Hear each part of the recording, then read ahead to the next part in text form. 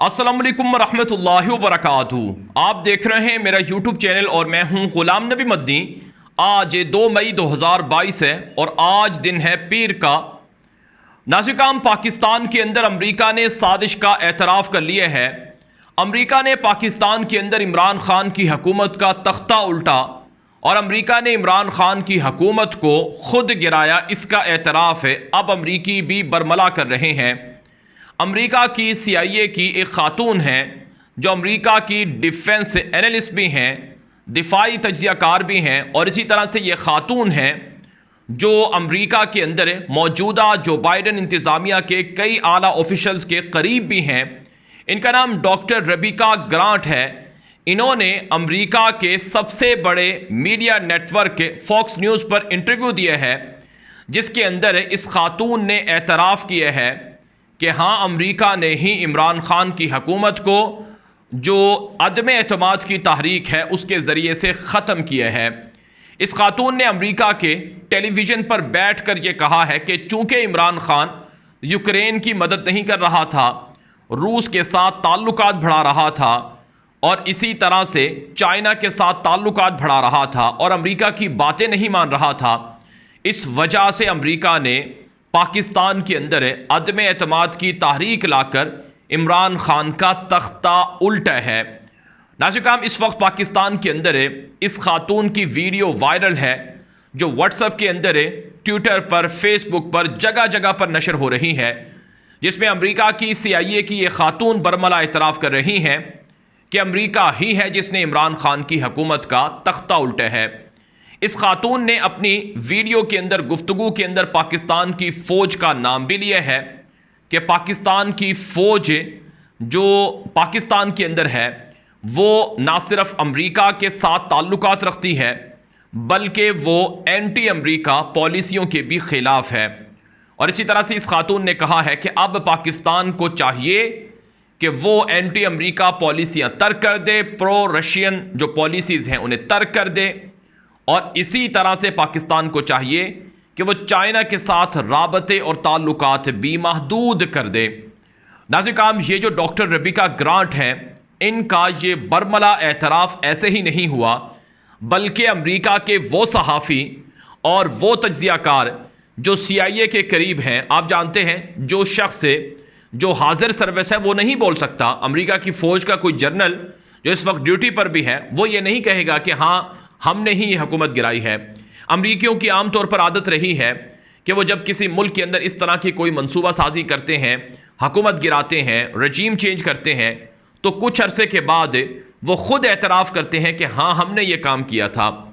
मसलन नाज़िकाम, आपको पता है कि ओबामा के दौर में पाकिस्तान के अंदर जो उसामा बिन लादेन है उनको शहीद करने के लिए ऑपरेशन किया गया। आज चूँकि 2 मई भी है और आज ही के दिन उसामा बिन लादेन का यौम शहादत भी है, तो इस एतबार से उसामा बिन लादेन के चाहने वाले उन्हें खराज तासीन पेश कर रहे हैं कि उन्होंने अफ़गानिस्तान के अंदर जो अमरीका की शिकस्त है उसके अंदर अपना हिस्सा डाला और उनकी मेहनत से अमरीका को अफ़गानिस्तान के अंदर शिकस्त हुई।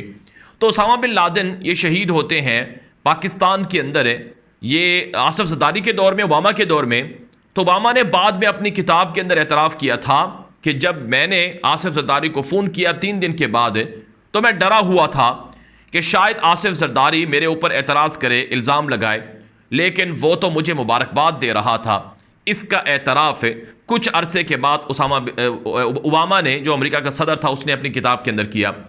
तो आम तौर पर अमेरिका जब भी किसी मुल्क के अंदर कोई साजिश करता है, मदाखलत करता है, तो उसका एतराफ़ वो लाजमी करता है, वो अपनी फ़तह का जश्न ज़रूर मनाता है।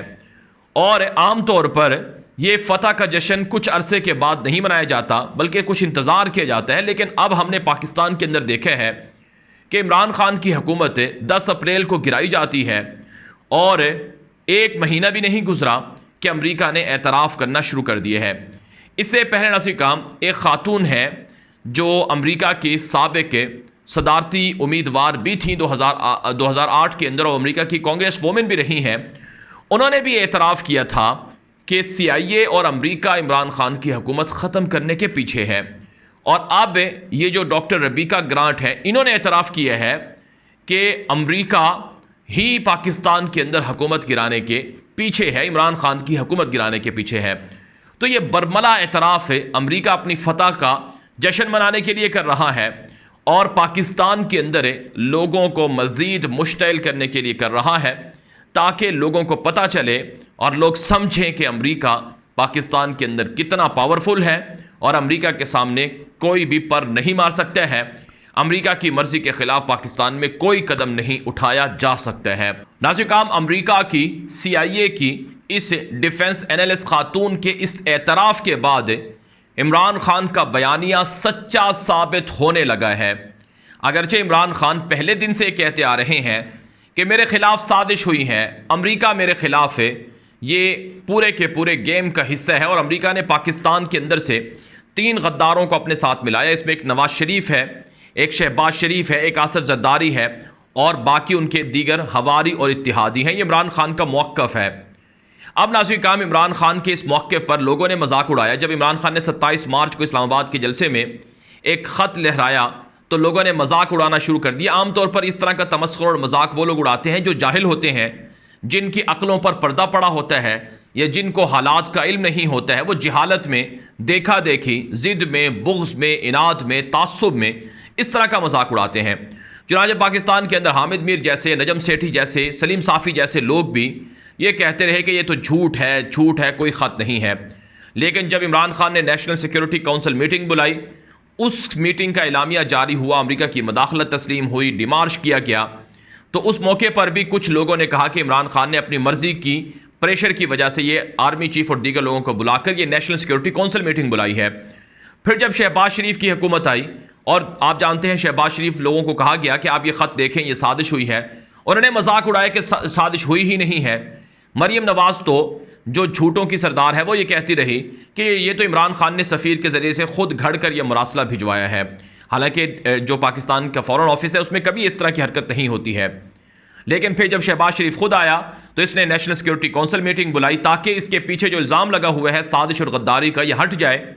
लेकिन वो जो एलामिया नेशनल सिक्योरिटी काउंसिल मीटिंग का जारी हुआ, उसके अंदर कहा गया कि जो इमरान खान की हुकूमत में जो नेशनल सिक्योरिटी काउंसिल मीटिंग हुई थी, हम उसको भी, उसके अंदर जो कुछ बातें हुई मदाखलत का, डिमार्श का, उसको भी तस्लीम करते हैं और साथ साथ ये कहते हैं कि मदाखलत हुई है लेकिन फ़ौरन कॉन्स्पिरेसी नहीं हुई है।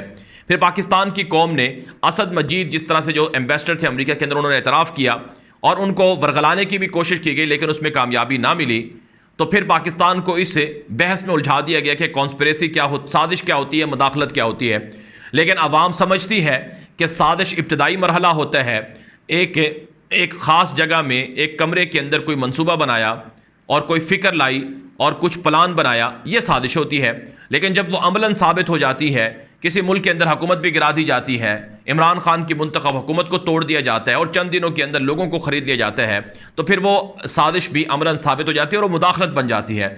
तो बहरहाल नाज़रीन काम, इमरान खान का जो नैरेटिव था, जो बयानिया था, उसे अमेरिका अब इंडोर्स कर रहा है और अमेरिका अब उसे खुद तस्लीम कर रहा है कि हाँ, हमने इमरान खान की हुकूमत गिराई। वजह भी बता दी है कि वो अमेरिका के ख़िलाफ़ था, वो रशिया के हामी था, वो चाइना के साथ ताल्लुकात बढ़ा रहा था, वो यूक्रेन की मदद नहीं कर रहा था और वो अफ़गानिस्तान के अंदर तालिबान की दोस्ती कर रहा था, तालिबान के साथ ताल्लुकात बना रहा था, अमेरिका को फ़ौजी अड्डे नहीं दे रहा था और अमेरिका को आलमी सतह पर जिन चीज़ों की ज़रूरत थी उसमें पाकिस्तान ताउन नहीं कर रहा था, इसलिए हमने इमरान खान की हुकूमत गिरा दी है।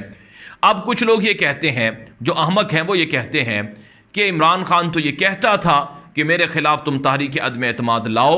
नाज़रीन किराम, मैं आपको पहले बता चुका हूँ कि इमरान खान की हुकूमत गिराने के पीछे जहाँ अमेरिका की साजिश है, वहीं कुछ दीगर अवामिल भी हैं। इसमें एस्टेब्लिशमेंट और इमरान खान के बाहमी ताल्लुकात में दरारों का होना या उस तरह से ताल्लुकात का खुशगवार ना होना भी वजह है।